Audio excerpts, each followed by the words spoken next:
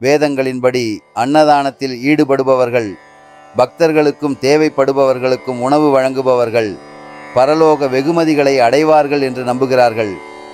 ஆனால் இந்த பிரபஞ்சத்திற்குள், பிரம்மாண்டத்தில் ஆன்மீக ரீதியில் தங்களை உயர்த்தி கொள்கிறார்கள்.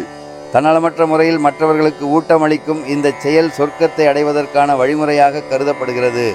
முழு படைப்பின் வாழ்வாதாரத்திற்கும் முன்னேற்றத்திற்கும் பங்களிக்கும் ஒரு ஆழமான மற்றும் நல்லொழுக்கமான நடைமுறையாக இது பார்க்கப்படுகிறது. முக்கிய நுண்ணறிவு தெய்வீக ஆசீர்வாதங்களை ஈர்க்கிறது. கர்மா நீக்கம், திருப்தி, நேர்மறை ஆற்றல், முன்னோர்களின் ஆசிகள். புராணங்களின்படி வயிற்றை நெருப்பு வசிக்கும் அக்னி குண்டத்துடன் ஒப்பிடலாம். நெருப்பு என்பது பஞ்சபூதங்களில் ஒன்று அல்லது நம் உடலை உருவாக்கும் 5 உறுப்புகளில் ஒன்றாகும். அதற்கு தொடர்ந்து உணவு பிரசாதம் தேவைப்படுகிறது. பிரசாதம் வழங்கப்படாவிட்டால் உயிர் வாழ முடியாது.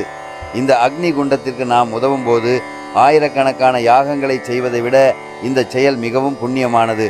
பகவத்கீதையில அன்னத் பவந்தி பூதானி என்று பகவான் கிருஷ்ணர் கூறுகிறார். உணவு அனைத்து படைப்புகளையும் தாங்குகிறது என்று அர்த்தம். ஒருவரின் பசியை போக்குவது இம்மையிலும் மறுமையிலும் நல்ல கர்மாவை தரும்.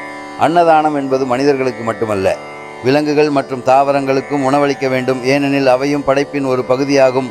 அன்னதானம், உணவு தானம் செய்யும் செயல் கலாச்சாரம் மற்றும் ஆன்மீகத்தில் பெரும் முக்கியத்துவத்தை கொண்டுள்ளது. மேலும் இது பல நன்மைகளை தருவதாக நம்பப்படுகிறது. தெய்வீக ஆசீர்வாதங்களை ஈர்க்கிறது. தேவைப்படுபவர்களுக்கு உணவு வழங்குவது தன்னலமற்ற மற்றும் இரக்கத்தின் செயலாக கருதப்படுகிறது.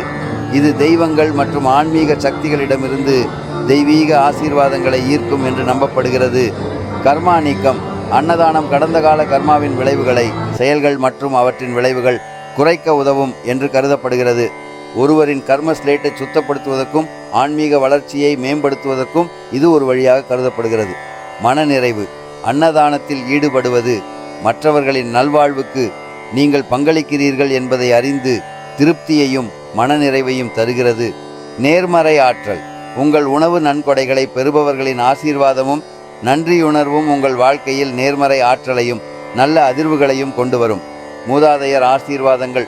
உங்கள் முன்னோர்களின் பெயரில் உணவு வழங்குவது அவர்களை மகிழ்ச்சி அடையச் செய்து அவர்களின் ஆன்மீக முன்னேற்றத்திற்கு பங்களிக்கும் என்று நம்பப்படுகிறது. இறுதியில் மோட்சத்திற்கு விடுதலை வழிவகுக்கும் ஒட்டுமொத்த பலன்கள்.